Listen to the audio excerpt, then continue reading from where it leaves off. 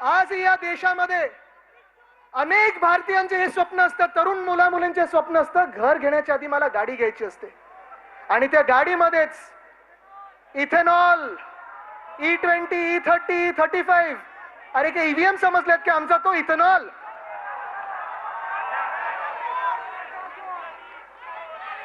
रस्ते बनवता येत नाहीत. मुंबई अहमदाबाद हायवे बघा, मुंबई कोकण हायवे बघा, मुंबई गोवा हायवे बघा, मुंबई नागपूर हायवे बघा, मुंबई नाशिक हायवे बघा, पण सगळं काही बाजूला ठेवून टार्गेट कोण आहे? Missing link. सरकारचं इंटेंट मिसिंग आहे. पण आज हे सगळं चालू असताना आपण एक तरुण मुलगा अभिजित दिपके, आपल्या महाराष्ट्रातला मुलगा, अमेरिकेमध्ये काम करत होता.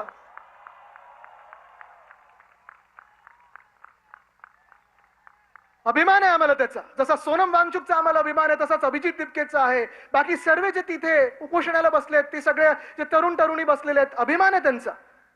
त्यांना जाणार मी भेटायला, पण मी पहिलं बोललो आपण पहिलं महाराष्ट्रात आंदोलन करून दाखवू, मग दिल्लीला भेटायला जाऊ.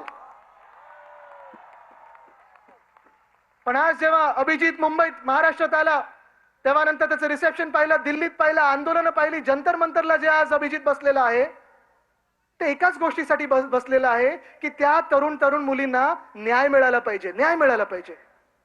एका बाजूला आले उद्धव साहेब आलेले आहेत.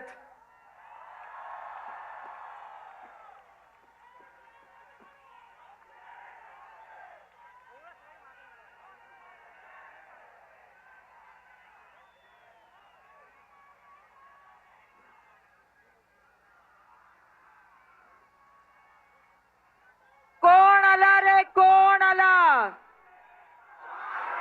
कोण आला रे, कोण आला? उद्धव साहेब आगे बढ़ो,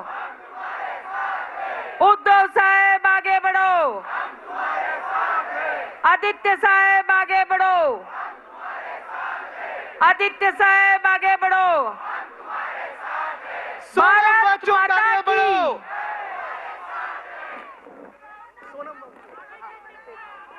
सोनम वांगचुक आगे बढ़ो, सोनम वांगचुक आगे बढ़ो, अभिजीत दिपके आगे बढ़ो, अभिजीत दिपके आगे बढ़ो.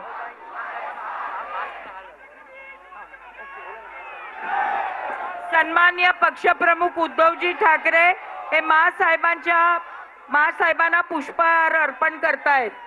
मासाहेब, मासाहेब, भारत माता की, भारत माता की, वंदे वंदे. तर आज मी तेच सांगत होतो की भाजप एका बाजूला जगभरात जी चर्चा चालू आहे, जे आज शिक्षणाबद्दल उपोषणाला बसलेले आहेत, अभिजित दिपके असेल, सोनम वांगचुक असेल, एकच गोष्ट मागत आहे, धर्मेंद्र प्रधानांनी राजीनामा द्यावा, शिक्षण मंत्री हा चांगला यावा आणि शिक्षण पद्धती ही सगळ्यांसाठी चांगली असावी, हे आपण मागत आहोत. सोपी गोष्ट आहे. पण आज भाजप जे सातत्याने आपल्याला, भाजप प्रत्येक गोष्टीमध्ये आपल्याला अडकवत आहे.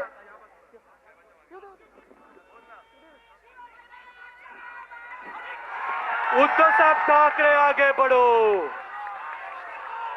भाजप आपल्याला वेगळ्या वेगळ्या गोष्टी, भाजप आपल्याला वेगळ्या वेगळ्या गोष्टींमध्ये अडकवत आहे. धर्मामध्ये अडकवते, जातीमध्ये अडकवते, प्रांतामध्ये अडकवते, भांडणांमध्ये अडकवते. एका बाजूला जग हे आर्टिफिशियल इंटेलिजन्स बद्दल बोलत आहे, एका बाजूला जग हे सायन्स बद्दल बोलत आहे, एका बाजूला जग हे नॉलेज बेस्ड इकॉनॉमी बद्दल बोलत आहे, आणि आपण अजून अडकलेलो आहोत. ते आपण डिबेट करत आहोत 50 वर्षापूर्वी, 100 वर्षापूर्वी कोण महान होतं.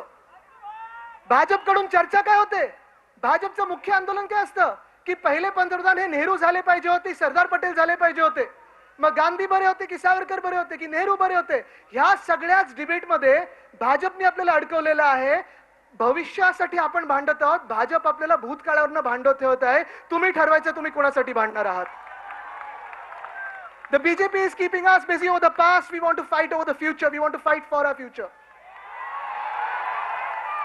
एक महत्त्वाचं स्टॅटिस्टिक तुम्हाला देतो, जास्ती मी वेळ घेणार नाही. तुम्ही न्यूजपेपर्स उघडले, वृत्तपत्र उघडली, तर प्रत्येक दिवशी बातमी असते की किती लोकांना रिट्रेंचमेंट होते, किती लोकांना जॉब्सवरनं काढलं जात आहे. कधी ओरेकल मधून, कधी दुसऱ्या कुठच्या कंपनीमधून, कधी कॉल सेंटर मधून, कधी कुठच्याही कंपनीमधून 20,000 लोक काढले गेले, 30,000 लोक, कधी 16,000 लोक, कधी 10 लोक हे काढले जाण्याची बातमी येत आहे.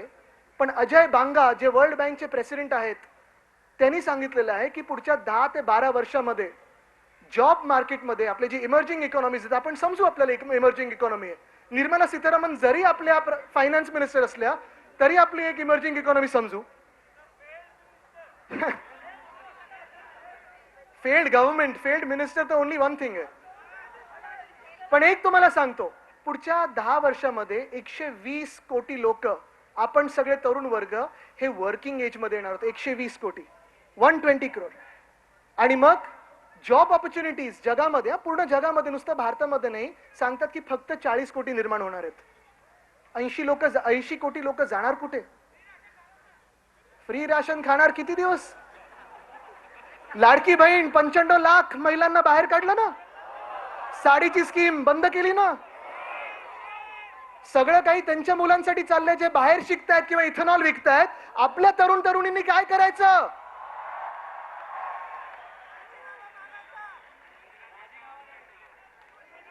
आणि म्हणून आज मी तुम्हाला सांगत आहे की आज जी चीड व्यक्त झालेली आहे, आज जे आपण जागृत झालेलो आहोत, आता शांत बसायचं नाही.